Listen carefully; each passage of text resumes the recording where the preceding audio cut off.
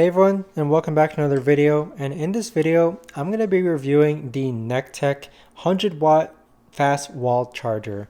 So this in particular, I've used a lot of wall chargers before to charge my laptop and devices, and this is rather smaller as far as it being smaller in physical size. You can see it at the palm of my hand, but with this in particular, it's a 100W wall charger. I use it to charge my laptop. With the charging cables, you can see that this right here is the 100 watt type C plug.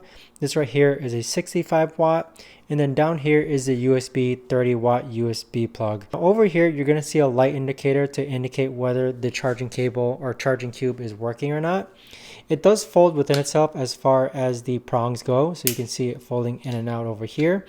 But what I really appreciate about this is that it takes up a lot less room and it also is smaller in weight. So really appreciate this wall charger from Nekteck.